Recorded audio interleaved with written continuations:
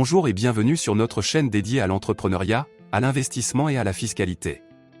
Tout d'abord, je tiens à souhaiter à tous une très belle année 2023, pleine de bonheur et de réussite dans votre business. Si tu suis notre chaîne ou que tu en détiens une toi-même, tu sais que la LLC américaine est une forme juridique qui présente des avantages importants. Établir une telle entité te permet souvent de contourner les contraintes imposées à d'autres types de sociétés. Aujourd'hui, nous allons nous pencher sur un sujet qui intéresse énormément d'entrepreneurs. En effet, je vais t'expliquer quelle est l'étendue de tes obligations comptables si tu exploites une LLC américaine. Nous n'allons pas traiter ici le cas des résidents américains qui devront se soumettre aux règles comptables américaines, nous allons en revanche étudier le cas d'un entrepreneur français qui exploiterait au travers d'une entité américaine. Nous verrons quelles sont ses obligations comptables, quelles dépenses il pourra déduire de son résultat fiscal, et nous fournirons quelques pistes pour optimiser sa note fiscale.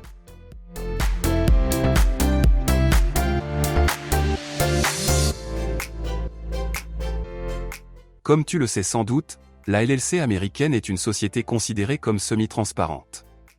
Par conséquent, la société en elle-même n'est pas assujettie à l'impôt, elle ne paie donc pas l'impôt sur les sociétés. En revanche, l'imposition bascule sur les associés qui sont donc généralement imposés à l'impôt sur le revenu dans leur pays de résidence.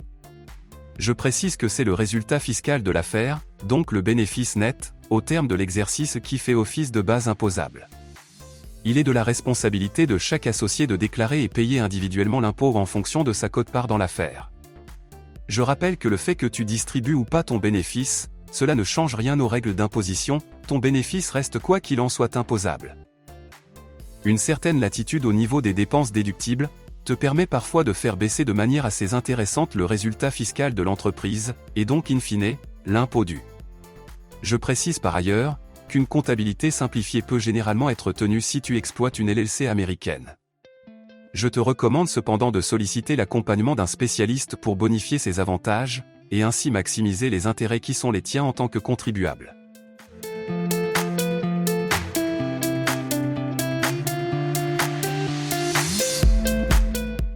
Si tu souhaites profiter pleinement des avantages fiscaux de la LLC américaine, et éviter les contraintes de gestion des corporations et autres sociétés commerciales, la comptabilité est essentielle. Tu noteras que le législateur américain n'impose pas la tenue d'une comptabilité structurée. Autrement dit, il ne te demandera pas de produire une liasse fiscale, c'est-à-dire un bilan, un compte de résultats et les diverses annexes. C'est assez logique quand on y réfléchit. La majorité des non-résidents n'étant pas soumis à l'imposition américaine, l'IRS n'a par conséquent que faire de leurs éléments comptables. Toujours au rayon des obligations fiscales américaines, certains États américains exigent le dépôt d'un rapport annuel de gestion, ou annual report. Dans la majorité des cas, un tel rapport informe le secrétaire d'État des principaux chiffres comptables. Dans certains États, la soumission de ce document répond parfois à un formalisme important. Cette formalité légale s'accompagne systématiquement du paiement d'une taxe. Si tu rates la date limite, l'administration américaine va généralement t'appliquer une pénalité. Plus tu attends, plus la gravité des sanctions va augmenter. Je n'entre pas plus que cela dans le détail, si tu souhaites en savoir plus, j'ai réalisé une précédente vidéo sur le sujet. Même si tu décides de te passer d'un expert comptable, je te recommande cependant de tenir un grand livre comptable au titre de ton activité. Ce document te permettra de documenter chaque transaction financière associée à ton entreprise. Tu pourras y concilier l'ensemble de tes entrées et de tes sorties. Si tu cherches à céder ton entreprise ou à collecter des capitaux auprès de tiers investisseurs, ce document te sera utile pour convaincre les tiers intéressés. Ces informations sont en effet essentielles pour déterminer la valorisation de ton fonds de commerce. Si tu recherches l'accompagnement d'un professionnel car tu t'apprêtes à céder ton affaire, je te recommande les spécialistes, Ma Société US. Comme des dizaines d'entrepreneurs avant toi, ils t'aideront dans cette opération tout en veillant à tes intérêts. Enfin, je ne t'apprends rien en te disant que ta comptabilité te servira de base pratique pour déclarer tes revenus auprès de l'IRS américain et du fisc en France. Tu devras établir tes déclarations fiscales de bonne foi dans ces deux pays. En cas de doute, fais-toi accompagner par un tax preparer.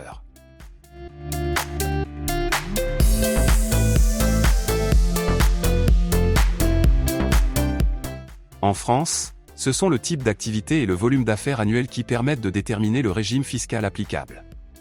Ces critères conditionnent largement tes obligations au niveau comptable. Commençons à étudier le cas des activités de vente de marchandises, objets et autres fournitures. Si le chiffre d'affaires est inférieur à 176 200 €, alors le régime fiscal applicable est celui des micro-BIC. Si le chiffre d'affaires est compris entre 176 201 € et 818 000 €, alors le régime fiscal applicable est le régime réel simplifié. Si le chiffre d'affaires est supérieur à 818 001 €, alors le régime fiscal applicable est le régime réel normal. Concernant cette fois le cas des activités de prestation de services. Si le chiffre d'affaires est inférieur à 72 600 €, alors le régime fiscal applicable est celui des micro-BIC. Si le chiffre d'affaires est compris entre 72 601 € et 247 000 €, alors le régime fiscal applicable est le régime réel simplifié. Si le chiffre d'affaires est supérieur à 247 001 €, alors le régime fiscal applicable est le régime réel normal. Tu noteras que les obligations comptables varient d'un régime à un autre.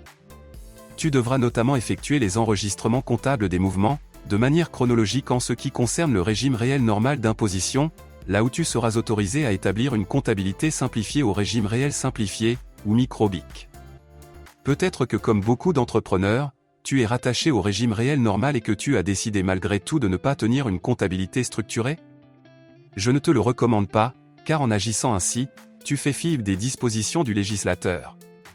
Même si dans les faits, la jurisprudence ne semble pas faire état de cas de contribuables redressés pour cette raison. Et puis passer un certain volume d'affaires, comment veux-tu savoir où tu en es, en termes de rentabilité notamment, sans pouvoir t'appuyer sur une comptabilité structurée? Quelle que soit ta position sur le sujet, je te recommande de conserver religieusement l'ensemble de tes pièces comptables, en cas de contrôle de l'administration fiscale. Avec ou sans comptabilité structurée, il te faudra pouvoir justifier de chaque opération. Si tu as besoin d'être renseigné sur l'étendue de tes obligations comptables ou sur les procédures à suivre, n'hésite pas à consulter les spécialistes de notre partenaire, Ma Société US. Ils pourront t'aider à structurer les choses de manière efficace.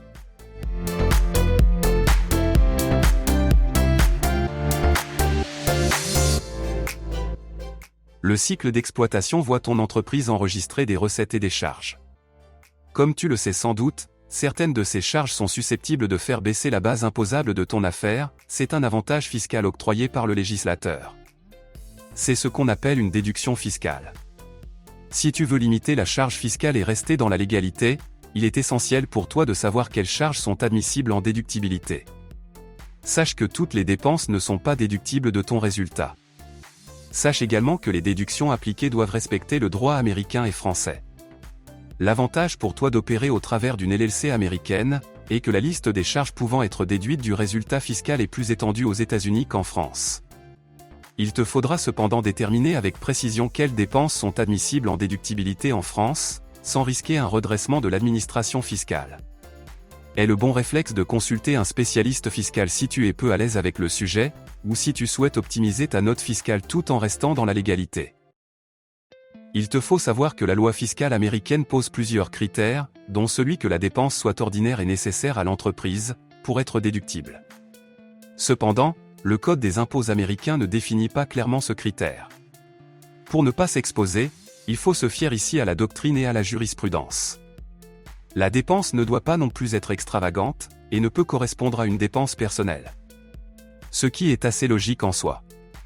La tâche se complique malheureusement pour certaines dépenses tangentes, au sujet desquelles les spécialistes fiscaux s'affrontent parfois même.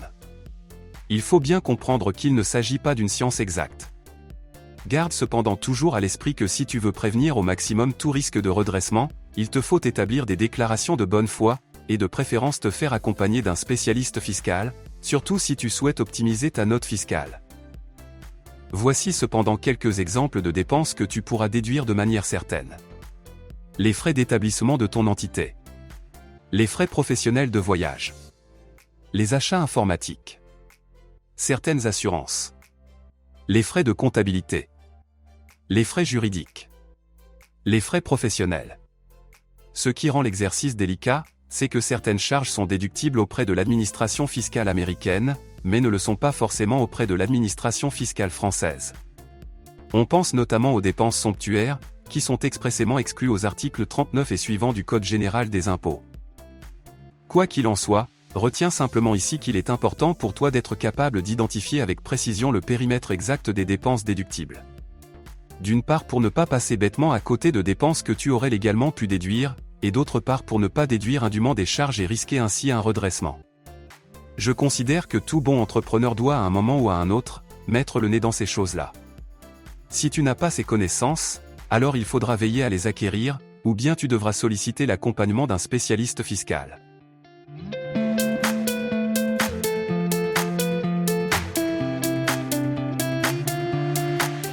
Si tu vises à réduire la note fiscale au titre des revenus perçus au travers de ta LLC américaine, tu devras profiter des possibilités offertes par le législateur américain. D'autant que cette forme juridique offre ici des possibilités particulièrement intéressantes. Tu pourras notamment utiliser le levier de l'investissement qui peut te permettre d'atteindre un double objectif. Réduire ta base imposable, tout en développant ton patrimoine et en générant ainsi des revenus additionnels.